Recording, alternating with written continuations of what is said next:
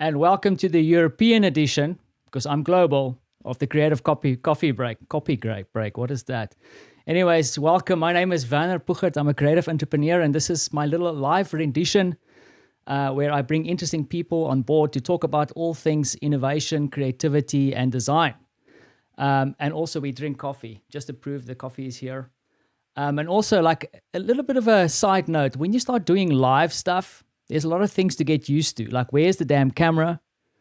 Does the camera actually work? That's the other thing. So I spent a fair amount of time this morning trying to switch things on, and then my guest jumped on and we were fixing cables. So it's an interesting experience to do this live stuff. Also nerve-wracking. I need to have a sip of coffee. It's so good. Anyway, a little bit of housekeeping before I bring on my guest of honor. The first thing that I wanted to talk about is the fact that I did another video. It's on my LinkedIn profile, on the YouTubes and all these kind of things, so you can go check it out. It's about card sorting. It's interesting that I actually spoke about it because in the week I had a client talk to me about their website and how to sort things out. And I sat and thought about things for a little bit and realized that the biggest mistake they're making is that they're not structuring the content around the customers and people that are actually using their content. And there's this really simple tool called card sorting in UX that helps you do that. And then the other thing is I got a few questions from folks who watched the video, because in the video I also referenced a small toolkit. Even the creator of the toolkit reached out to me and we spoke a little bit about what he's doing. So I just wanted to quickly show that again, so you have a quick glimpse of what I was talking about. So here is the kit that I showed, and it's got a whole bunch of cards in it that references certain sections or aspects of a website.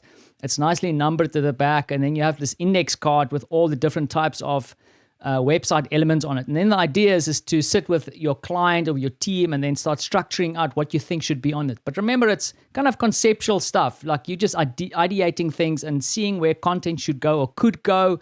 Ultimately, you might test this with people in the market, or you can even use this with people in the market to see what they think about structure. But on the side note, they have another one, and I didn't want to add this to the video as well because it becomes a bit bloated, but they have what they call a wireframe deck.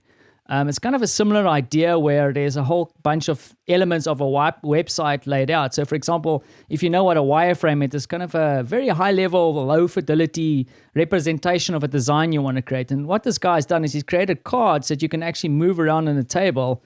And then you can lay out your website, for example, and you can have conversations around it because it's easier to reference things. And then what is interesting about this little toolkit that I wanted to show you is that once you've laid this thing out, you start flipping it over. It gives you a bit of an idea of what a high fidelity layout would look like. See, there's the images coming in and then more copy. And it gives you a bit of an idea of the layout. So I thought this is really interesting. Go check out what they're doing. Apparently, they're doing an update of this. This is called the wireframe deck, and it's done by UX Kits. And then just get this camera back on my face. Not that you want to see my face, and maybe you want to see Marloes's face. She's one of the guests that's going to be joining me next week. It's going to be interesting. She's also got a nice, interesting tool set that touches on purpose, and I want to try and twist her arm to come in and help me to figure out the purpose of what I'm doing right now. So that might be quite interesting, and I invite you to join me. And the thing that I'm going to probably say at the end as well, if you want to know what's going on, and I think my guest and I kind of figured it out this week as well, is that it's really tough to ride all the algorithms of all these websites and dodging and diving Mark Zuckerberg and all these things. So if you want to get updates of when we go live or what kind of guests is on the show, jump into my website, wernerpuchert.com, join the mailing list. I promise I won't sell your details to Libya or anything dodgy. I'll just send you information about what's coming next. But that being said, I'm super excited to introduce the guest, because that's why you're here, right? After all the hammering and marketing. Today, I'm inviting a good friend to come chat to me. His name is Jens Heitland. We actually met each other a couple of years ago at a Polish castle in a whole different setting where we were exploring ideas around experience design. Now, Jens, when I met him, I didn't realize he was such a big gun, because he's been around the block, worked at large corporations. Specifically, I got to know him when he was leading the innovation centers at IKEA Sweden, but I also know that even within IKEA, he moved around a lot. and always had the topic of innovation top of mind. Of course, we met a little bit, but when we really connected was late last year, when we both realized that, hey, we have something in common: entrepreneurship. So I've been having great conversations with Jens and learned a lot from him and from his perspectives. And then also he's got this interesting thing that he's currently doing. He's on a mission, because if you follow him, and I encourage you to do that, you'll see that he's doing updates every day. He's really working his butt off, and his aim is to get 1 million people to innovate before the end of the year. So I'm going to stop talking for a second, can't promise too much, and introduce my good friend and next guest, Jens Heitland. Jens, thank you for joining, sir. Hello, Werner. And finally, your camera is looking great. If people just knew how we were jumping around, right? We didn't struggle at all. No, it's a smoothless process.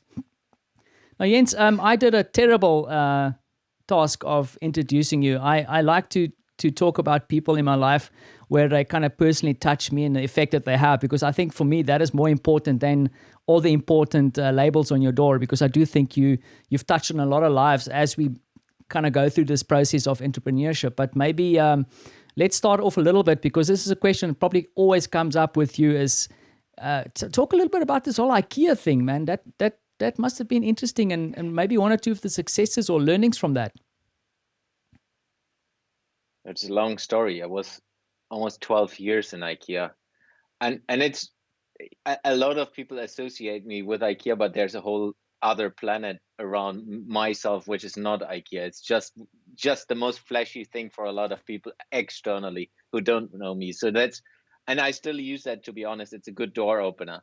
So giving you a little bit background, I was starting in IKEA in an IKEA store, where I was basically the manager for the facility management inside an IKEA store. So it's like, how do you do the maintenance? How do you support the key retail practice behind the scenes with the building, with every services around that? That's how I started my career, and then moved on inside IKEA, and in different positions. Was responsible for 11 stores, then moved into the headquarters in Germany, did a couple of things, was then a global project manager after a couple of projects in Germany, where we looked into what is the future sustainable IKEA store, and we built basically a prototype store, if you want to say it like this, a test store where we tried things out, and then basically the whole organization was taking this then into the future stores, and a lot of stores with that concept, with this understanding, have been built until today. And then I was jumping out of the German organization, going to Russia, was head of sustainability, and later on head of innovation and customer experience, and ended up in being global responsible for innovation inside the IKEA Centres business. So that's in a nutshell, but that's just a tiny piece. It's 12 years of my career. I started my career when I was 16 on the construction side. So I was working really on construction site as electrician, and did a couple of things before I joined IKEA, of course, as well, to get even into IKEA. So would you, like, I mean, we've spoken about it a little bit, and I'm going to ask it here, is that, like, in essence, though, you know, sometimes we look at you as like the corporate guy, but the more I get to know you, the more I feel like you've been always the entrepreneur, because, like, even talking about your engineering background, I mean, you started back then, like, crafting away. No matter what you kind of take on, you try and look at it from an entrepreneurial perspective. Yeah, that was, I think, less obvious in a lot of IKEA settings, but it was always like I was in positions and was driving things forward, and then seeking the next one, driving into the next job, finding another project to lead, and really building that in. Which when I left IKEA was getting even bigger, because I set out to build my own business, and that's when the real fun, at least on my end, started, because it's basically everything you know in theory. Because I've been working a lot with startups and looking into how do you build different internal, like, startups, and how you build processes that help you to think more entrepreneurial, which is all good inside a large corporation. But it's even more fun if you're on the other side, where you basically you do this, and we have talked about that, where it's basically every day something new. You can test your ways of thinking in different ways. You can prototype on a daily basis, and nobody from above is telling you what you should do or you should not do, because it's, at least for myself, I'm the owner of the business, and most of the businesses I have founded, or at least co-owner of it. So I have the possibility to just decide and go into a direction which I think is the right one for now. It's, So it's quite cool to do that on a daily basis. and the thing is that we've spoken about this a little bit, but I don't think we've tackled it directly. Is that there is now?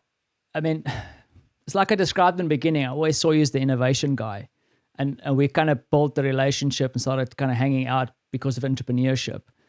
And I think, like, and also looking at a way that you kind of building these businesses, kind of testing, prototyping, and that's kind of also a little bit of innovation language. Like, how do you see the difference between like being an entrepreneur or and tackling innovation? Is it kind of mutually exclusive stuff? Is it the same thing? How do you bring the two aspects of that together? I think there are a lot of things in common. It's more because I'm coming from a more corporate background, at least the last couple of years.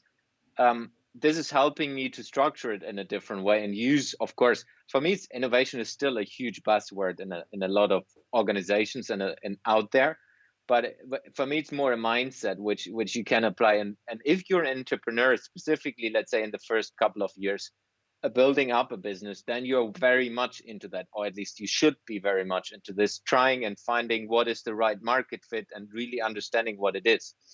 And that's for a large corporation just not where you are. If you're 20, 30, 40, 70 years old, it's just a different planet. There have been so many people before you who have been putting their effort into building the business. So if you do this yourself, then it's basically you use this innovation way of thinking, or a lot of people are at least using it on a daily basis, and don't think that it is innovation or labeled innovation in other surroundings. So that's where I think there are a lot of common things, but as well some other things where I can benefit from, because I was in a large organization. I know how to structure like my marketing plan, like how I do this long-term perspective and so on, because it's a long-term game. It's not a quick thing, and that's helping a lot. And I think also, I mean, I want to tell you a story about innovation, but I'll leave it for a second. The other thing I wanted to say too is I think also what you have though, which is a bit of a probably advantage is the word I'm looking for, is the fact that you can also speak the corporate language. I think what I've seen also after leaving a corporation and then going on my own, because I've done it twice. So I've done it after my ad agency space, and then I felt like I didn't have much success. Stepped back into a firm, got more knowledge, got out again, and now I have the language to communicate with people in management. I understand the culture of a corporation. I get a better insight. I wonder, like, probably for you the same thing. Like the clients that you're currently serving, you're able to identify and empathize with what they're going through, right? Yeah, absolutely, 100%. So one part is the language, but as well understanding how, if you come up with an idea inside a large corporation or organization, that there are different hurdles inside a large organization to get you to implementing an idea or drive a change process in an organization. So that helps a lot when you have been part of an organization like that, where it's not just happening from today to tomorrow, which could happen in my business, but it's just not possible if you are working in a larger setting. And I've experienced that a lot, and I'm now as well helping exactly right now a company which is structuring a huge change project, and helping them to do that in a way with all my experience, but I'm still the outsider and doing it in a coaching way, which for me is the key point, where I get most energy out of working with the people and helping the people to understand, empowering them to do this, instead of me coming in as an outsider and telling them exactly what they need to do. And that's a bit where I've decided for myself that I need to do things where I'm getting energy out of. And if we go back to the corporate world, I got a lot of energy inside the IKEA world in challenging and being a bit the rebel, which I now can be on a daily basis, because I can be the rebel in an interaction with the coaching setting, where I'm asking challenging questions, but as well give them the support and helping them to find out what the right thing is. That's for me just fascinating, seeing that on a day-to-day basis. Super interesting. There's a difference between doing the innovation and coaching it. But I guess probably in a leadership position where you were, a leader doesn't necessarily do the thing. He inspires and help and also kind of coach. But now you're kind of a full-time coach. Now it's about getting other people to that point, right? To teach a man to fish, they say. Yeah. And even it depends a little bit on the company culture, how you do that in a management position as well. And IKEA is very much about leading with good example and empowering the employees on an ongoing basis. So it's not really top down, or at least not in all parts. It's not like one of my clients, because this is the thing I wanted to tell you. I always laugh, and I tell people this example when they speak, ask, or when the conversation goes about innovation. Is I worked for a client a long time ago, and they put a large amount of pressure on us to come up with innovative ideas for. This was in marketing and marketing campaigns, and I will never forget. We're in the room, and they were kind of a bit angry after we presented an idea which they didn't like, which happens. And they said to me, "You should innovate. I want to see innovation, and I want to see 4 examples where it worked before." So that's very, very helpful. Yeah, go do something new and go out there, but I want to see the examples where it worked. So and I guess that the innovation also goes along with failure, right? It's but failure itself is also a learning opportunity. Yeah, that's the main reason to do it. You're about to learn what you can do next and how you can do it better. Yeah.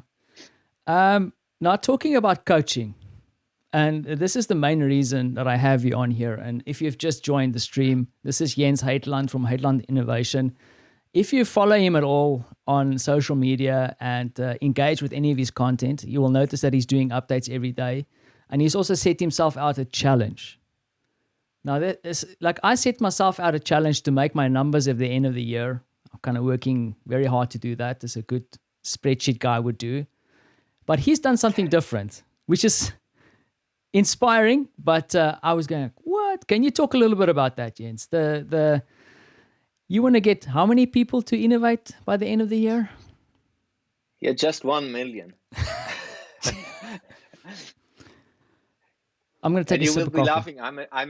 I'm a spreadsheet guy as well. So there are a couple of things in common as well.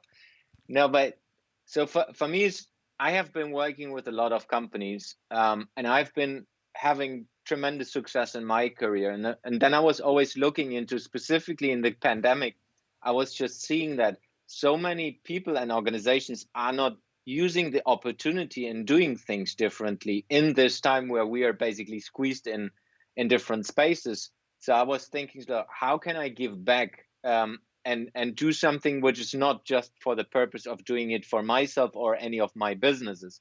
And then I said, I will put myself into a situation where I have no idea how to do it. And I just announced that, and I'm very, very much a fan of this kind of things, where I just announced that I will do something next year, and I will prototype my way through it. And then I was basically brainstorming, looking into what could it be. And it needed to be with innovation. It needed to be with people. And then I just somehow came up overnight, basically, hey, I will empower 1 million people to innovate, and I will figure out how to do that. And I announced it. So then if I'm announcing something, then I'm making it happen. Yeah. So then I basically built up a super easy website and figuring out how to do that. So I really started, and I'm still in the way of prototyping my way through it. So it's how can you make something happen? How do you create a movement where you empower 1 million people to innovate, and what are the different things you can do to make that happen? So I started a daily vlog where I'm just documenting what I'm doing on a day-to-day basis, because that's not the only thing I'm doing. where I'm still struggling because I don't have enough time to just focus on that, which I would love to, but I also need to finance my life and taking care of the business I've established. So, but the whole thing is about how do I organize myself, and how do I help others to innovate in different settings. And it's quite funny. I can tell you now, I'm 3 months in, and a lot of people in the beginning say, that's just a marketing gig. That's a ploy. marketing thingy. Yeah. But yesterday was day number 70 on my daily vlog, where there people are slowly picking up, and it's like, oh shit, it's 70 days. He's seriously into that, because I'm not selling anything in this, and I'm not interested in selling anything. Yeah. But for example, when I reached out in the beginning, I was really pushing for getting free speaking gigs. And getting free speaking gigs is not easy in this world, because nobody wants to do free speaking. Exactly. At least nobody wants because everyone thinks you're trying to sell something, which is quite interesting. I just offered myself to free speaking, and nobody picked it up. And then slowly, so now after 3 months, you can see it slowly picking up, that people are, oh yeah, that's interesting. I've seen you're consistent there. There's something going on. Let us talk. So now I'm as well. I have prototyped so much things in the background as well, with the stuff I'm shooting out. So one is the daily thing. I did webinars. I did different other engagement possibilities and so on. It's really finding out what works and how do I empower people. Yeah. And then I did, for example, a presentation in South Africa, or at least via Zoom in South Africa last. What can I say? It's a good place. Yeah, I know. So so I got 2 testimonials out of that, which is the way how I measure that. So I made it even harder for myself, which is I'm not just taking people who like my posts and then count how many people like my post or whatever I do.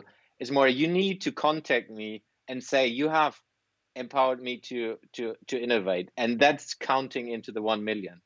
So there's measurement. Which is the hardest There's measurement. It is, but it's the hardest thing to do, because not everyone who is consuming my content or is interacting with me is straight away afterwards, hey, thank you very much, I like that, and you have empowered me, thank you. So it's quite interesting, where I have. So if you just take the math, you need to empower 2,000 plus people per day to get towards 1 million. If you just look. But I'm an exponential thinker, so I still believe it will happen, because until now I have like 5 or 6 official. So I hope I will get a couple of more today. Yeah, yeah, exactly. I mean, you've got one from me already. You've helped me already, so I'll have to write up a. I'm just one of those lazy ones. I just take the help and I don't give back. You haven't done it. Yeah, I need to. Come on, I need to do my share here. The other thing that I think is also kind of meta and interesting about what you're doing, which is kind of interesting for me from a marketing perspective, just to keep an eye on, is that I think I dialed into like episode number 10 of what you were doing, and what was interesting is that you were actually drawing out some of the ideas of how you're going to do it on a whiteboard at some stage. So you were kind of mapping it out, or showing at least a glimpse of the whiteboard. So not only are you trying to drive the kind of the innovation of 1 million people, but you're also kind of documenting the process of doing it. So it's kind of like, I don't know, there's no chicken and egg here. It's like both happening at the same time. Yeah, exactly. That was a little bit what I thought in the beginning as well, letting people be part of that, because it's like the what is the 5-minute mile thing, where it's like the first person who was able to run a mile after, is it 5 minutes, 3 minutes? It's a 10-minute mile, isn't it? Or I can't remember now. I'm getting old. No, 10 minutes a mile. 1 minute, 10. It's 3 minutes. No. If anybody knows the answer to this, please help a brother out. But it's like the first person is able to achieve it, and there will be others following who are able to do even better. Yeah. So if I can just inspire one person in 1 year to try to reach 2 million, 10 million, whatever, that's already the biggest thing I can ever do. Or even if I can inspire one person in 1 year to inspire one other person to innovate, that's already deal done for myself. But I'm 100% convinced I will reach the 1 million. I have a lot of things still in my background where I say I will test that, but it's too early right now. So I'm really digging into that. So what I have started last week, I'm going more into education, because I think that's a bit what I was lacking in the beginning.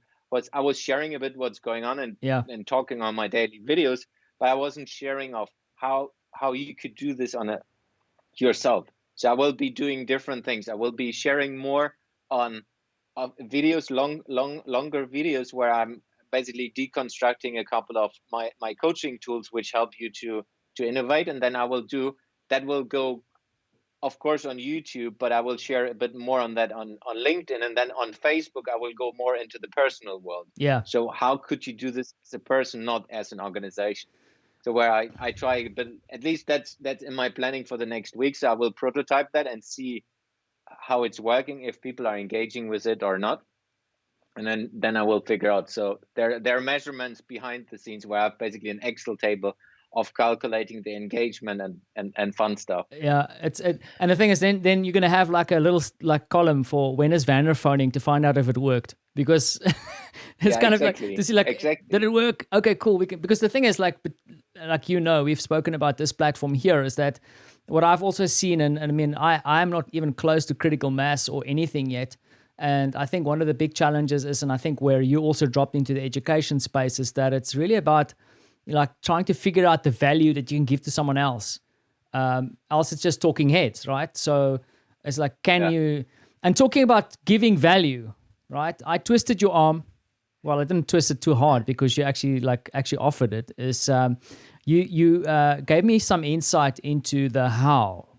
And when I talk about the how, it's kind of like the program / framework. And perhaps before we start looking at like frameworks and stuff, just to make it clear in my mind, because sometimes I go to your websites and I say, where can I click up for the fill in the 1 million thing? There isn't like is there a thing that I can click and say, okay, cool, I want to join the 1 million innovation thing? Or is it kind of just become part of your circle of influence and see where you're going? Is there a concrete call to action, or how are you doing it at the moment?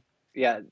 So there's a separate website which is showing more me as a person and my idea and a little bit of what's going on, which is called 1millioninnovateurs.com. And innovateurs like this, not innovator. Yeah. Innovateur. And I didn't make a slide for that, so I need to put that into the show notes after that. So we'll make a point of doing that. Yeah. So that's basically where I just started out. And it's not fancy. It's more about the content in itself. So I didn't build that up in a way that it's super flashy and super nice. I mean, it is still nice, I think. Of course. But it's not over the top. It's not a corporate version. So because the whole initiative for me is a personal. It's not financed by anyone. It's not sponsored. It's just my personal initiative. Of course, that's a little bit reflecting into the business world as well. But the key is really empowering 1 million people. And that's what it's all about. And as well, the corporations I will be doing inside of this space are all about the empowerment, not about earning money. Earning money happens in my other businesses. Exactly. So, and then the other thing, like this is a bit of a side note because I want to get into the frameworks, because there is thinking behind this. It's not just about pie in the sky stuff. And I want to share a little bit of the thinking, and I think that's the takeaway for today. But the other thing that I think is interesting, and we spoke about this as a little bit of a side note, is the daily practice. And once again, it's a bit off topic, but have you found any reward in the daily practice of actually doing these updates? Because like doing an update a day is insane, but there is value in it, right? It is. I can tell you. No, there are a couple of things which are more related towards me and my personal goals for this year, but I'm just reflecting into that. What I've seen, and that's a little bit of research I did, one of the most powerful tools is videos in the whole marketing world, in the whole business world, because of lockdown and because of just the movement and technology advancements coming up. So if you want to do good business in the future with smaller companies, videos is one of the most effective ways. And I'm still shit, sorry to say that, in videos. So what I have set out myself, like I will do a lot of videos, because if I'm doing a lot of videos, I will get better and better and better. Yeah. And I'm more a speaking person than a writing person, because writing is even harder for me. So I said, let's do video first, and then I started learn writing.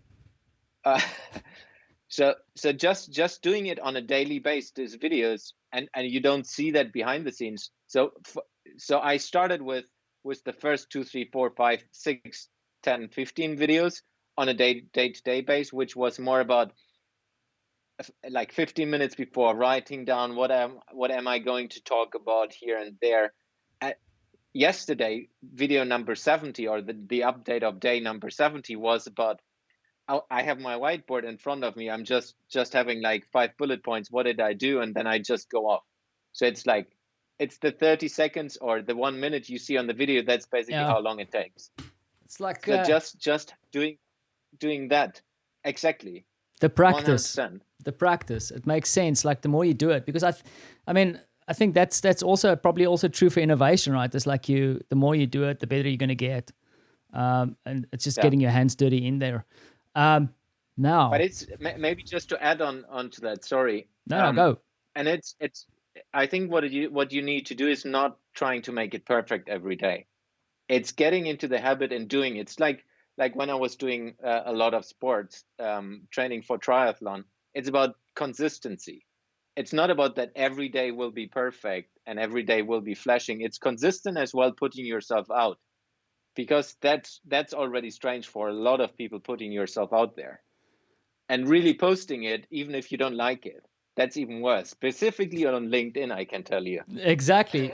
I know, I feel your pain. The thing that I want to ask though, and sorry, you're kind of pulling me into this weird direction with this, right? Is that, and I think, I mean, even though we're talking about creating content ourselves and kind of this kind of content space, I want to also equate it, and I think there's a parallel to be drawn between design, innovation, and I think you've just done that parallel. Is that I would love to know if you actually go back and watch some of your older videos. Do you watch the content you create, or do you just push it out and then kind of reflect on it in your mind and then continue with the rest? Or do you actually go back and review the content you've done? The daily videos, I have never looked back once.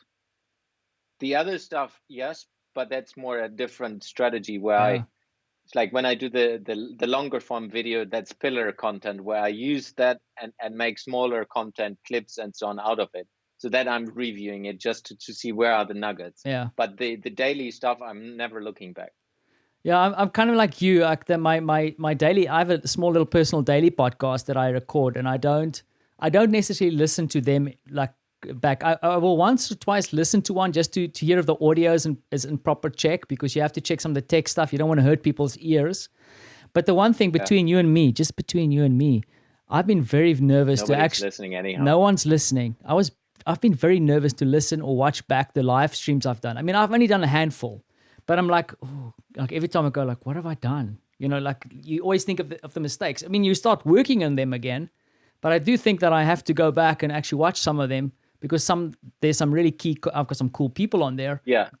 Extract some content and then get learnings from it. I think that's an important thing. And also, you know, when a project goes really balls up, go back, go look at it, and don't go look at it in a form of like blaming people. I've seen that too. Like, it went wrong because Werner didn't switch on his camera. No. Go back and look at, like, maybe there should have been a process in place to switch on your damn camera. So, but that's super valid point. So what I do is I do that with the longer form stuff, but I have as well something marked in the future where I'm looking into reusing all the content.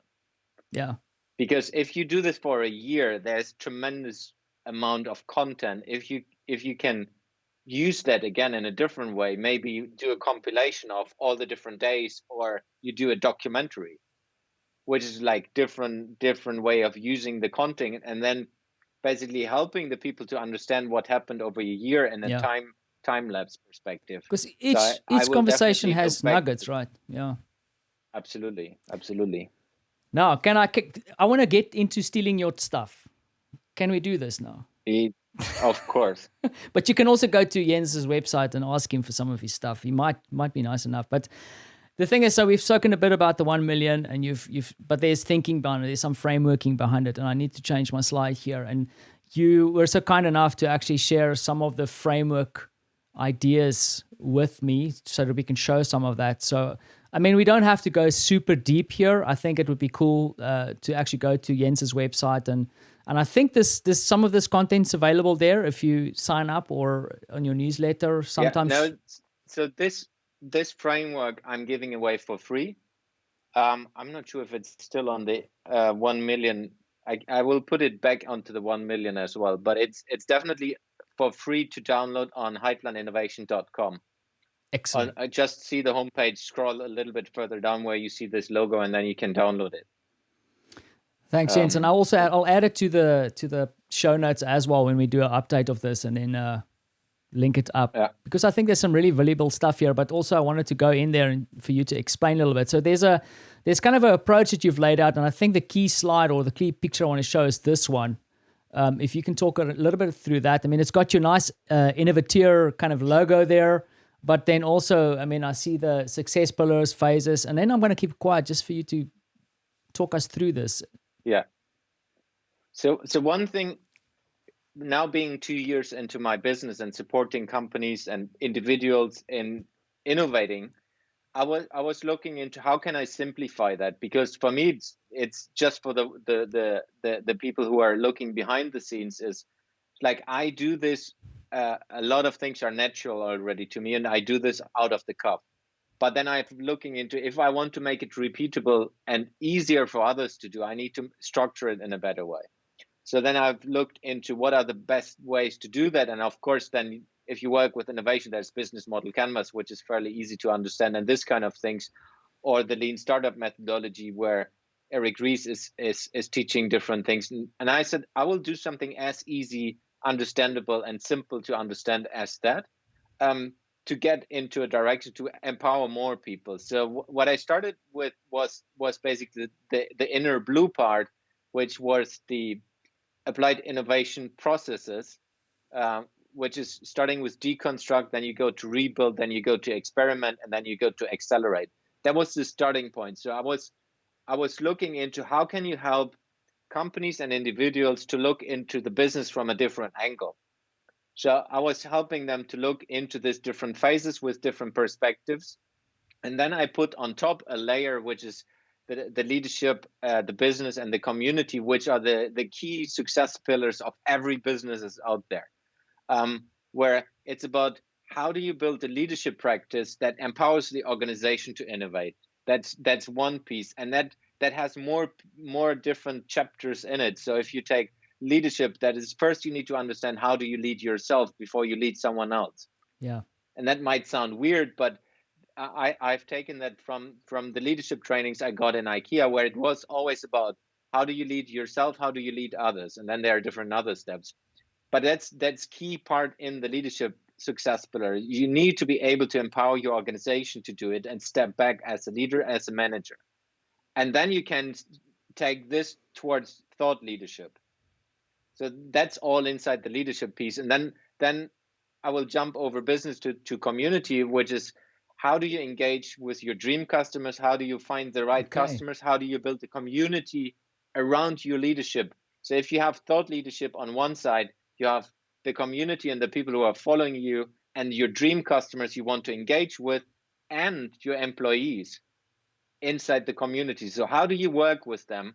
And then the business part, or the businesses between leadership and community, is basically the way you monetize that. Okay. So that's inside the success pillars, and that's what I bring into when I'm coaching, for example, clients and or bigger companies or individuals in bigger companies. That's we dig always into these topics using the different phases inside the process. So that's the high level understanding of it. Excellent, Joe, and thanks for this, because I kind of made my own assumptions about the leadership and the business and the community, and now I understand how you brought this into play. But just for me to also understand, so when you look at the deconstruct, do you look at, I mean, if I understand this correctly, it's like you probably go back and you look at the business and then deconstruct all the elements in it, or, is this, the question I'm trying to ask, is this deconstructing elements in the leadership, business, and then looking in community, or am I understanding it incorrectly? No, for me, it's always a system thinking. It's not one or the other. You always need to see it from a total system. If you want, you can go one slide further into the deconstruct version, which is just okay. canvas version. So this is basically taking everything into consideration. So if you look into the players, it's basically an ecosystem understanding of your business, and you can do that if you're a leader. You do a stakeholder mapping, where you understand, okay, who is attached to me in our business. If you look an inside perspective, if you look an outside perspective, if you look into what is competition, who are different partners, all of that. And then having this understood, you go into a relationship understanding of what are the relationships between your organization or the people in your organization towards your customers, towards your partners, towards the ecosystem players. And you can do that again on an organizational level, which is internal, where you understand, okay, what is the relationship between marketing and sales? What is the relationship between Peter and Werner? Or you can do that again between what is the relationship between your organization and your competitor and your customer, and so on. So that's always having a holistic view. And then you look into challenges. What I always do with the challenges is, how do you create a win-win in your ecosystem? So I'm helping people inside of organizations to understand a win-win thinking. Then from that, you look into opportunities and bring that into structuring it into an opportunity funnel going forward. So that's what's happening in all these different phases. It's always a holistic view, which works on an individual level and works on an organizational level. And that's basically how I built that up over the last years, with, of course, the 24 years plus of experience in working in different businesses, organizations, and leading a lot of people. Wow, it's clever, because I mean, the thing is, in some way, sometimes what you will do is you'll create like a context or a tool or something like this for a specific segment or for a specific target audience. But what you've done is you've taken kind of the principles, and then it depends on the context that you engage with. So if it's a leadership, because all those pillars hold true no matter what, you have to just look at it from your perspective, and then And then it feeds, because I was wondering about the funnels, because if you look at some of the other, we'll go to the other ones, there's always a funnel. So it feels like what you're trying to do is, it's not just about smashing a bunch of context onto a canvas. There needs to be some kind of action or outcome after that. And I understand that's what the funnel, absolutely. Like what do we do with this now? So you basically, if you have the opportunities, you have a bunch of mappings of opportunities. Let's say if you have a whiteboard or whatever where you gather them, then you need to structure them in a way of what are the opportunities you think are the most relevant for your customers. Yeah. What are the opportunities that bring the most bang for your buck, and this kind of thinkings. So that's a bit going into that direction, and then you structure them. What are the things you do first, second, third? Because that's often in organizations, what I have seen, or even in individuals, you have a lot of good ideas, but you don't get any of the ideas flying, because you're not structuring them into a pipeline. And that's basically putting them into a funnel, which gives you an opportunity getting a structure going forward. Yeah. But maybe just to say, I mean, this is the highest level I have of the stuff I'm doing. I have, between each of these different topics, I have, when I'm doing individual coaching inside of organization, me as a coach, I have 10, 15, 20 canvases and structures behind that. That's just the simplified version, where I say, I boil it together that I can try and explain it to people as easy as possible. And that's still complex. And for that, we need to go to one of the other businesses, and then you're going to charge us, right? Of course. Of course. Always. You have to pay the rent. No, if you go to the next one. Okay. And this is now rebuild. That's okay. Yes. So this is the rebuild understanding, where you look into the customers, and customers is really, you boil it down to what are the dream customers. Because if if you're going into an organization as a consultant, then you always look into what are the 20, if you just think 80-20, what are the 20% which are giving you the biggest turnover, or 80% of the turnover, and so on and so on. So it's more about what are your dream customers, how can you provide value towards them, which means you need to understand your customers from an inside out perspective again. It's like needs, dreams, and desires of your dream customers. Who are they?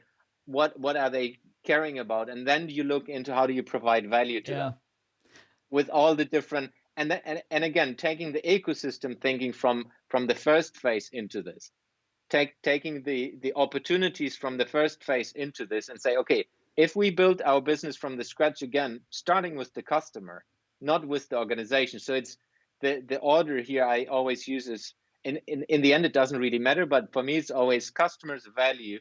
Then you jump into the offer. So how do you build an offer that is providing the value towards the dreams, needs, and desires to the customers?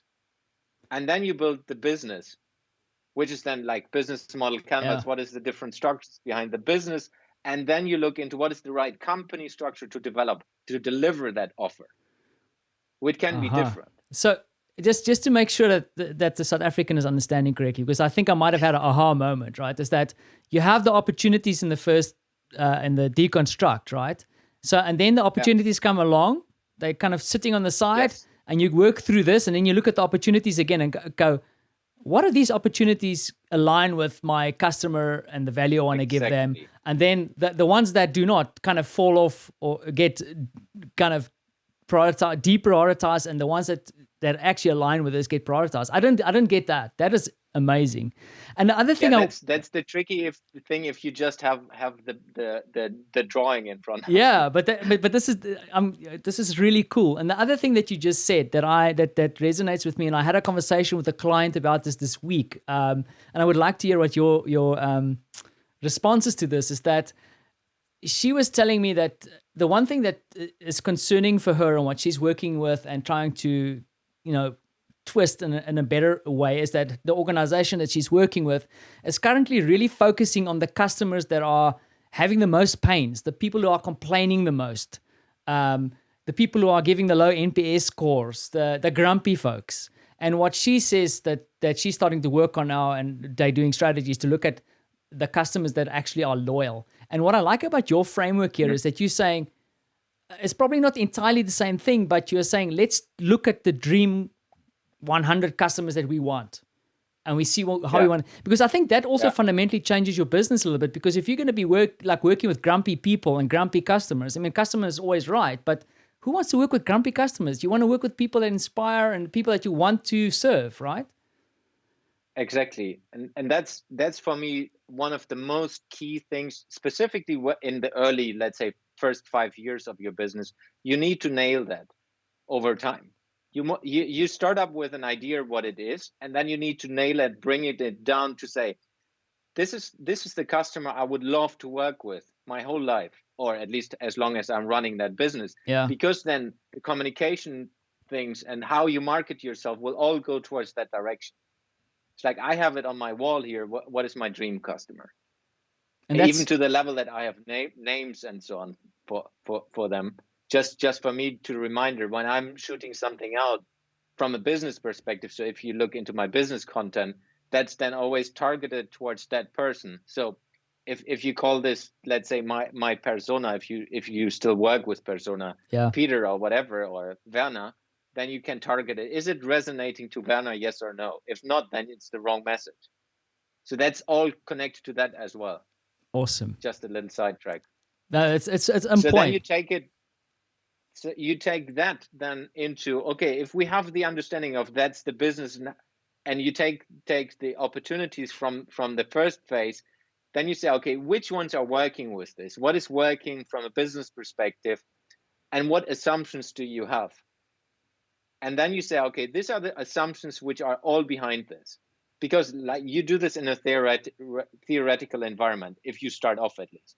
So that's, of course, an iterative process going forward, but it's basically, okay, let's validate that. And then you put, again, structuring the topics you want to validate in a proper way, that you bring them into a funnel where you say, I validate this first because that's the most risky assumption. If this is wrong, everything else falls apart.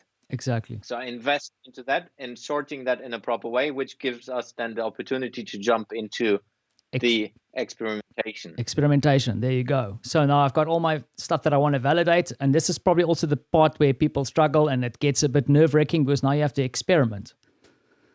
Exactly. So you start with looking into basically a zoom in perspective where you take this, let's say the list of 5, 10, 20, whatever opportunities, ideas you want to validate, assumptions into a focus perspective to zoom into one. And then you basically build, I always call it an innovation GPS, because you need to measure properly what you're going to do. You need to understand what are the different KPIs that work with the testing environment, but as well help us to elevate the whole company. So it's always having a detailed version which gives you the understanding of the experiment, and then a higher version which gives you how is it contributing to your company goals. And then you basically build up a setup of the different prototypes from an understanding of that they are all somehow connected. In the best case, it's one product or one concept you want to test. And then you basically do prototypes in a more detailed setting. And then again, all the things you have prototyped, you come up, let's say you do this a couple of times and you build a couple of concepts, a couple of products, which then are again going into a funnel, which is the acceleration funnel, where you put them into an order, which then goes into the next one. Yeah, because I mean, just to also understand, like when it goes into the acceleration funnel, it's now post MVP, because a prototype, sometimes people misunderstand. It's a minimal. I mean, some people hate this term, but it's like a minimal viable product. It's something that works. Yeah. You can do proper testing with. It's probably not the final thing, but it gives you enough insights. Yeah. But then what I understand now is, okay, you go, okay, this thing worked. Now we need to scale it, implement it, and then it goes into the acceleration funnel. And then if I go to acceleration over here, now there's basically where you take one of them first. So it's always like you take one concept, one product, where you look into, okay, how do you build this up in a sustainable way? Which is, how do you scale this that it is working, but with the long-term perspective? Yeah. Which I see a lot of companies failing because they want to have it out today, and tomorrow they want to have the 2 million turnover of it, which works in some organizations, but it's not the normal case. So how do you plan that in? It's also connecting it to the change. Every product you launch is a change, and other problems will arise when you launch a product or have a new concept which you bring alive. So what are the changes needed inside your organization, and or with the marketing, and or with the customer messaging, and or how you run that inside the business? And then I always go towards the story. So how do you tell the story? How do you help to make this alive, which is a lot of marketing, but it's also how do you structure your messages in a way that you empower your customers and our clients, depending on what you work with, to tell the story. Yeah. So in the best case, everyone else is telling your story, and you don't need to spend money. If you just take the easiest version, then you look into how do you sell that. Then you go into what are the different sales structures that help you to make that happen. That can be a sales funnel, that can be a normal e-commerce website, that can be one-on-one, whatever the right sales methodology is for your product, for your concept, is basically part of this one. And then it goes into implementation, which is like, okay, we now understand all of that. That's basically the preparation. Then you launch it. That's then going into the implementation. Jens, this is awesome. Like fairly easy. Yeah, it's like now that I, because the thing is, when I looked at the diagrams the first time, I looked at them in a sequential way, which they are in sequence. But the thing is, they actually feed into each other, and that's what I got from this is that each little funnel is actually a bounce or a step into the next one. But the other thing, of course, also what you pointed out. I mean, we do realize that you look at this. I'm quite excited the fact that there's a lot of detail here, but then there is a lot of work that sits underneath each of those topics. Like prototyping, for example, is a huge thing. Sustainability, and then in sales. I mean, you need to get the product out there and think about sales strategies, that kind of stuff. But I think that what you've done is you've taken, because sometimes what I've seen is that you kind of latch the innovation structure onto a kind of design thinking process, and then it feels a bit wonky. Because everybody wants to do a workshop and have a product, but this kind of shows you more a long-term kind of flow of what's going to happen and how this thing needs to build out. But then the other thing I would probably add, and you can tell me if I'm wrong, because I'm going crazy because I'm excited, sorry, is that that this is not necessarily a linear process that happens over time in an organization. You can have different ideas sitting at different steps within this flow, right? It's kind of like an agile thing that happens. Exactly. And it's also, you can as well take just one phase and have a look. Like you have a specific product which you think is working. You just take one of the canvases and go into experiment or go into rebuild and just run yourself through it or with your team, which just helps you to understand. It's a bit like business model canvas. Business model canvas is basically the main idea where I took this from, because I have used business model canvas a lot in the past. Very handy, yeah. And for me, this is an easy way, if you know how to handle it, to get an understanding of your business. And that's basically what I took. I want to create something as easy as that. I mean, it will never work that you can do it without any explanation, but it's for me the most simple way, and I can coach you on that high level, or I can coach you in all the detailed levels, or the coaches of my business can do that. And it's not just me. It's super interesting because I think what you're doing is like I just saw, because talking about favorite customers, you have Rude jumping on to say hello, Rude. But it's actually it's kind of interesting that he's jumped on because he represents the Event Design Collective, and I think what they've also done is they've laid out a structure in the for event design, but within each pillar they have a suggestion of kind of approach or tools that you can use. But in a way, what you can do is you can implement your own tools. And what I feel with what you've just shown is that you can actually, if you have a deeper understanding of your process and flow, I can either get you in to coach everybody into the deeper aspects and maybe your team, but then also if I have an understanding of some of these, like business model canvas, I've done a lot of those myself, but at least now I can plug it into where I think it's relevant within the innovation process, which I think is super valuable, what you just shown here. So great stuff. Jens, that's why I think it maybe just to add on, sorry. No, go. That's why I think it's also an opportunity for coaches. So all consultants. So it's not just for me and my business. That's why it's there for free to download, and as well give us feedback, because for me this is the state where we are in. I've iterated it over the last 2 years, and there's always an opportunity to change things while we are learning, which I think is needed in making it better. So if there are people who are using it or want to use it, happy to do a couple of sessions in explaining it.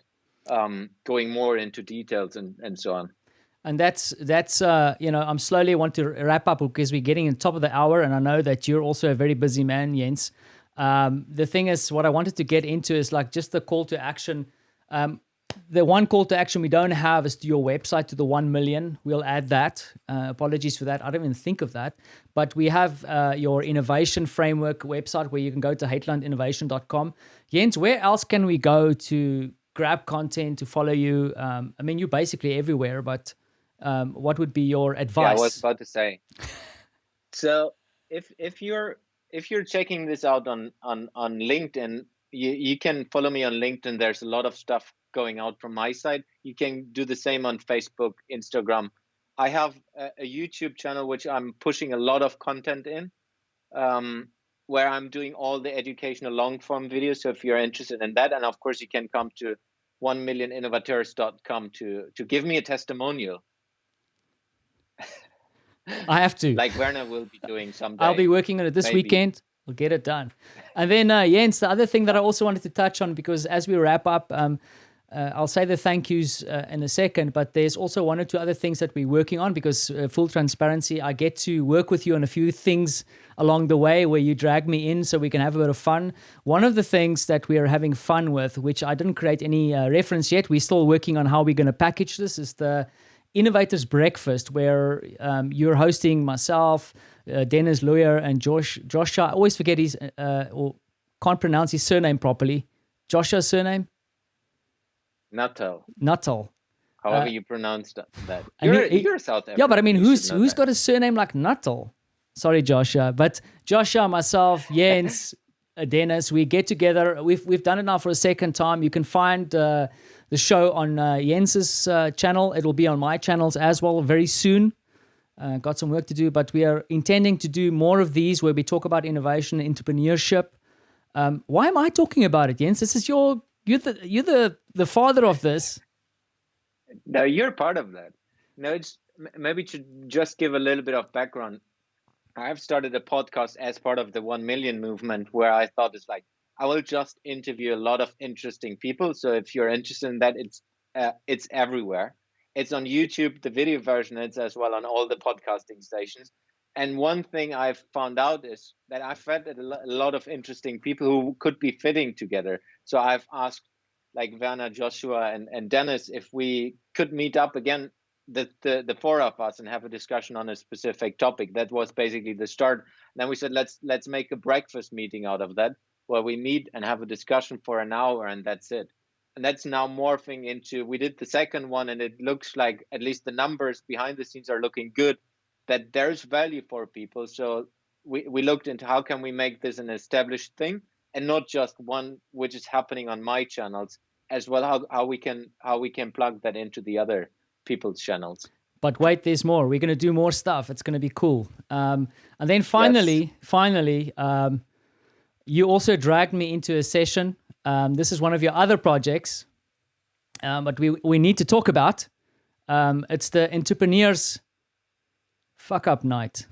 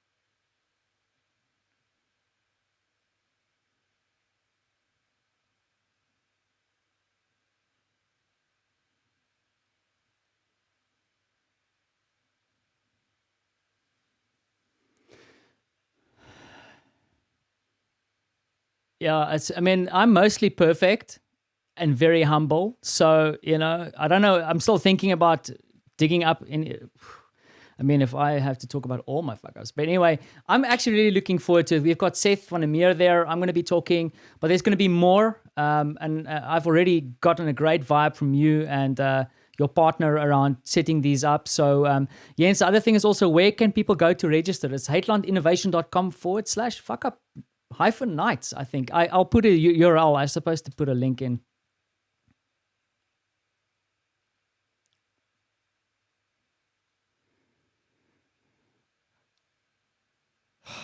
I'm really going to have to do a better job with my linking and digital marketing, Jens. We need to have a session. I have to get some coaching done. And then finally, there's one more thing. But wait, there's more, right? And I just saw it now because I've got a confidence monitor and I can see your shirt. True. One of your businesses is a clothing line. That. We haven't even spoken about that. Just a quick plug and a quick show off of your innovateur shirt there. No, it was just a fun thing where I said I have started my career as an electrician, which in Germany it's called Installateur, and I ended my corporate career, at least so far, as an innovator. Yeah.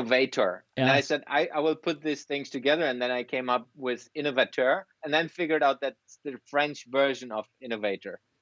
And then I built up a lot of words which are ending with EUR, like connector, which is my podcast, which is connected to that. And I have now 20 other designs, or 23 other designs, which are going into that direction. And entrepreneur is one of them as well, and a lot of other fun ones. There's another one that you mentioned. I hope you don't mind if I mention, but provocateur. I think we need a few of those shirts out there in the market, because you will get one. You will get one. But anyway, that's all. I didn't say for free. Yeah, I have to pay. Come on. This is This is an expensive conversation and we're running way over time, but I'm having so much fun. Jens, I'm going to wrap this up. I mean, I could stay on for a long, long time. And by the way, the guy who we destroyed, his surname, he popped in to say thank you that we have given him a mention and completely destroyed his surname for him. I should be ashamed. My surname is Puchert after all. But seriously speaking, Jens, thanks for joining me. Thanks for making the time to do this. And I'll be rooting for you and hopefully also supporting you getting to the 1 million, because I think the other thing is also you can't do it on your own. You need friends and people who support you. And there's a lot of people who support what you're doing. And I think we're all willing to get our hands dirty and get stuck in. So I'm looking forward to celebrating with you at the end of the year when we have 1 million people on your website singing your praises, or at least busy changing the world. So thank you very much, Jens. Thanks, Werner. It was a pleasure. Cool stuff. So I'm going to wrap this up. Gone over a long time again. I need to do some time control, but I really got excited, and I hope that you got some value out of this as well. And also, I want to invite you to reach out, give me tips. I mean, this is a new thing for me, trying to be all live and excellent. But the thing is, what I want to do is add value, and there's a lot of interesting people.